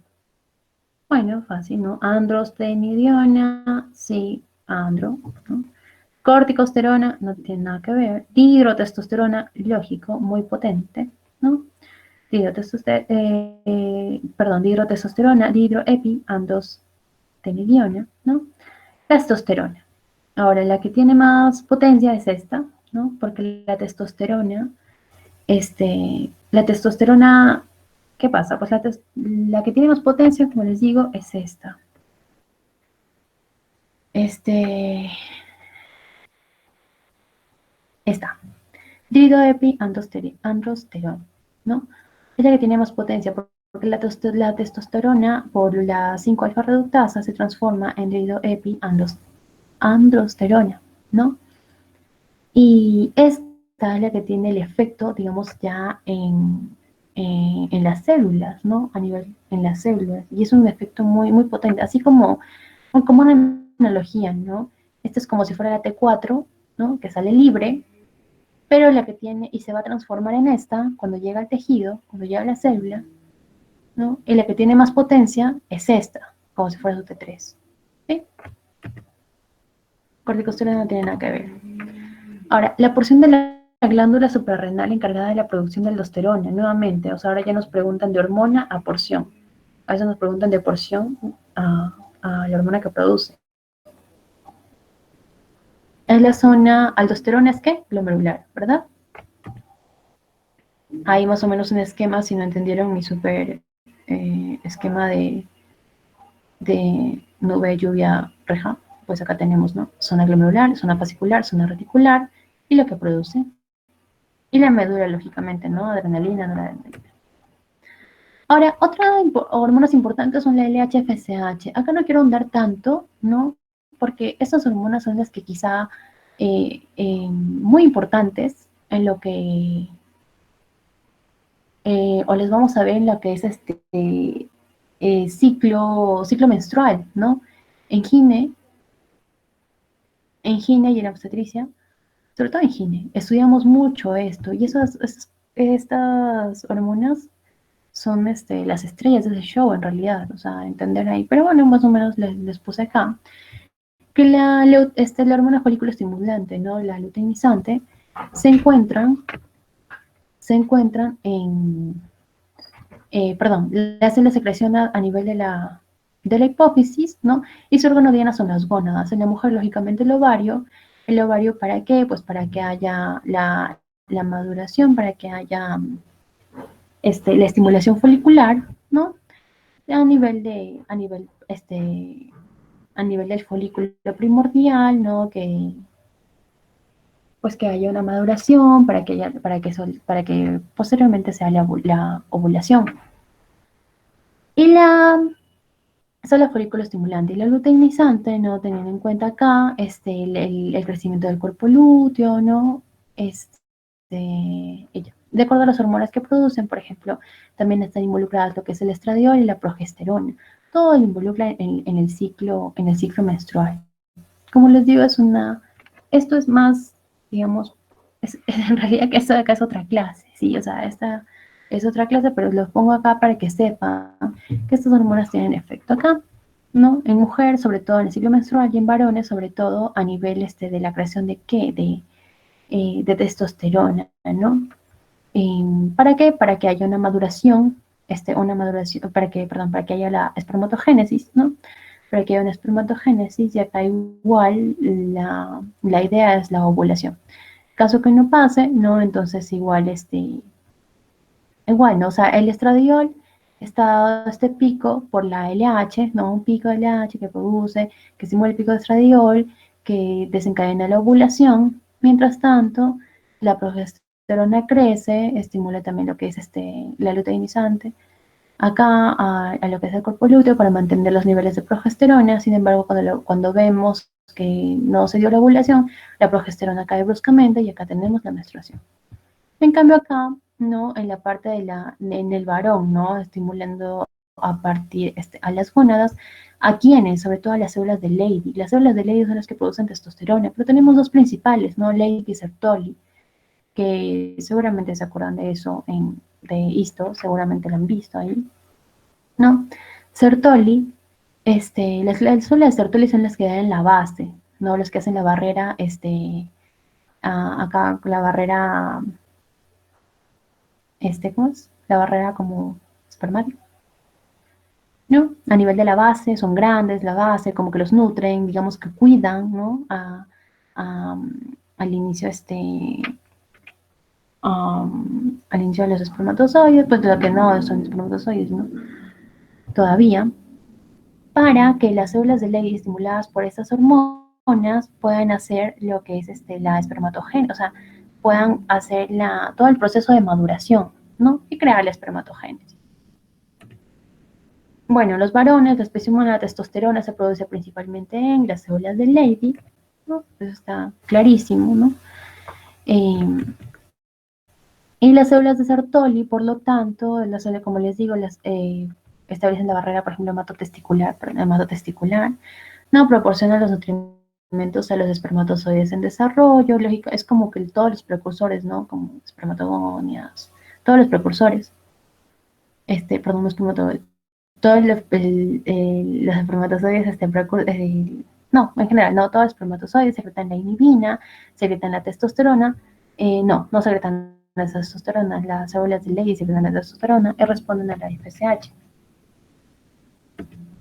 La menstruación es provocada, ¿por qué? Como les dije, no es una disminución brusca de los niveles de progesterona, caen los niveles de progesterona, se produce la menstruación. No aumento de estrógenos, no, eso al contrario, produce la ovulación, aumento de progesterona, no, es la fase lútea ya, y acá tenemos el control hipoficiario, ¿no? Dentro del ciclo menstrual. Otra hormona ya para terminar, tenemos acá la prolactina, muy olvidada, como les dije al inicio, que tenemos que tener en claro cómo. En la prolactina, que se secreta a nivel de la adenohipófisis, tenemos su estimulador, que es la TRH, ¿no? Que la TRH es la misma que estimula la TSH, pero también estimula por ahí la prolactina, y su inhibidor es la dopamina. Pero esta dopamina no se secreta directamente en la adenohipófisis, sino que está presente a nivel de lo que es el tallo, A nivel del infundíbulo, a nivel del tallo, ¿no? El que conecta el hipotálamo con la hipófisis, ahí está la dopamina. Por eso cuando hay una sección de esto, ¿no? Cuando hay una sección a nivel del tallo, ¿qué pasa? Ya digamos que esa dopamina pues se corta, no se pierde, y la prolactina aumenta, porque su inhibidor no está presente. Pero acá, bueno, para ver el eje, ¿no? Estimula prolactina. ¿Qué hace la prolactina? ¿A dónde estimula? Va a la mama y a otros tejidos, pero sobre todo a la mama. ¿Para qué? Para que haya, por ejemplo, para que haya la producción de leche. ¿Quién más estimula a que haya más prolactina? Este feedback es positivo. Cuando yo estimulo la mama, ¿no? Como una succión cuando tenemos al recién nacido, ¿no? Estimula la mama, estimula el pezón, ¿qué hace? Estimula más prolactina. Esto es un feedback positivo, ¿no? Este es uno de los pocos feedbacks positivos que existen, ¿no? Otro también es de lo del estrógeno, pero este es un feedback positivo. Como les dije, por ejemplo, acá el efecto de tallo, ¿no? Cuando tenemos una sección de tallo, aumenta la prolactina. ¿Por qué? Porque ya no, digamos que cortamos al inhibidor, ¿no? Que era la dopamina. Entonces tenemos esto, ¿no? El hipotálamo que hace la TRH, lo mismo, estimula a nivel de la adenohipófisis la prolactina, y la prolactina actúa sobre todo en la mama. Otros tejidos también, pero sobre todo en la mama. Y si yo tengo mucha prolactina, ¿no? Estimulo nuevamente al hipotálamo. Acá vemos que el hipotálamo, acá ya predomina la dopamina. Entonces, como le digo aquí, es un feedback positivo, ¿no? Pero siempre un inhibidor que es la dopamina. Muy bien. Con la estimulación mamaria, ¿no? Disminuye la dopamina, aumenta la prolactina, ¿no? ¿Y qué pasa? Cuando aumenta la prolactina, ¿qué también disminuye? Disminuye la GnRH, disminuye la FSH y la LH, y hay una anovulación, por lo tanto hay una menorrea. Por eso es que hay ¿cómo se llama? Eh, un, la anticoncepción con el MELA, con la lactancia materna exclusiva, ¿no? Que se supone que si yo le doy lactancia materna exclusiva durante 6 meses al recién nacido, tiene que haber estos efectos, pero solo funciona así, solo si sea lactancia materna exclusiva a todas las horas que las demande, ¿no? Y sí, hace una evolución y por lo tanto una menorrea. Eso es normal. Ahora, acá le pongo toda una lista muy preguntada también sobre la etiología de la hiperprolactinemia, ¿no? Una hiperprolactinemia es una secreción lógicamente anormal de prolactina que puede ser dado, mire, fisiológicamente porque coito, ejercicio, lactancia, embarazo, sueño, estrés. Y es un problema muy frecuente en realidad, ¿no? Pero que muy frecuente sobre todo en mujeres. Y, o sea, y eso piensan que es normal hasta que haya pues una mayor secreción, ¿no? Digamos que bueno, ya se asusten pues y vayan a la consulta. Pero en general piensan que es normal. Pero por eso tenemos que primero descartar las causas fisiológicas y ya luego recién entramos a lo de las patológicas, ¿no? Por ejemplo, la alteración del tallo hipotálamo hipoficiario, ¿no? Por granulomas, infiltraciones y radiaciones, un quiste de Arrat que está ahí presionando, ¿no? Las traumas, como les dije, la extensión del tallo pituitario, ¿no? Una cirugía supracelular y se me llevó el tallo, ¿no? O por tumores como por ejemplo cnefrangiomas, los geminomas, una metástasis, un meningioma, la pituitaria, ¿no? A nivel de pituitaria, si es que tenemos un prolactinoma, por ejemplo, también es muy frecuente ese tipo de adenoma que solo produce prolactina, que se llama prolactinoma. Si tenemos más adenomas, ¿no? Adenoma multihormonal, acromegalia, cirugía, desórdenes sistémicos, como por ejemplo un trauma torácico neurogénico, una cirugía, ¿no? Incluso hasta el herpes zóster puede dar causa de hiperprolactinemia, enfermedad renal crónica, cirrosis, y ahí están como que múltiples patologías. Listo. ¿Cuál de las siguientes puede considerarse como el factor liberador de prolactina? ¿Quién es el factor liberador de prolactina? ¿No? Acá fallan a veces, ¿sí? Porque dicen factor liberador de prolactina y piensan, ¿no? Como la dopamina es su inhibidor, si no hay dopamina, libera prolactina. Y en realidad sí funciona así, pero la dopamina, como dicen ahí, es su inhibidor. Y si hay dopamina, lógicamente, inhibe la secreción de prolactina. Pero ¿quién es su liberador? La TRH. Y muy pocos, muchos se olvidan, ¿no? Que la TRH también estimula lo que es, lo que es la prolactina. Siempre tener en cuenta la TRH. La prolactina es una hormona que, ¿secretada en el hipotálamo? No. ¿Necesaria para el crecimiento ductal mamario? Cuya secreción está controlada por un factor inhibidor hipotalámico, cuyos niveles plasmáticos no se alteran, no al contrario, se alteran en la gestación, idéntica al lactógeno, no tiene nada que ver con el lactógeno placentario, ¿no?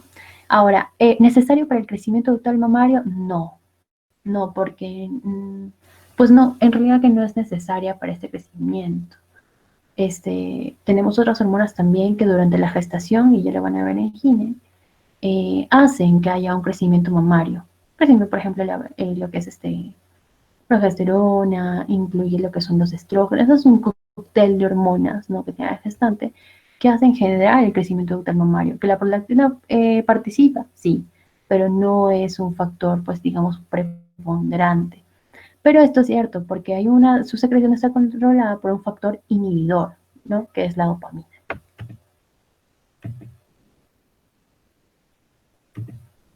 Son causas fisiológicas de hipersecreción de prolactina, excepto, ya vimos, ¿no? Embarazo, ¿no? Ya vimos todas las causas ahí, como las tenemos acá, ¿no? Según toda nuestra lista.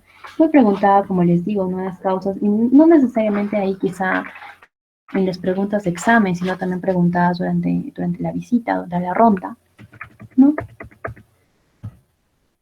Causas fisiológicas de la hipersecreción de prolactina, excepto embarazos, sabemos que sí, ¿no? El estrés, ¿no? La estimulación de la pared torácica. Entonces tenemos, por ejemplo, antagónicos, ¿no? Vigilia y sueño. ¿Cuál es? Las causas fisiológicas, excepto el sueño, sí es una causa fisiológica, la vigilia no. No, la vigilia no.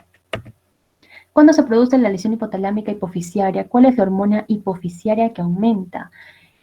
Como les digo, la prolactina, porque cuando hay una lesión hipotalámica hipofisiaria, o sea, quien conecta entre mi hipotálamo y mi hipófisis, es el ducto, ¿no? No el infundible, o sea, a nivel infundíbulo, ahí eso conecta.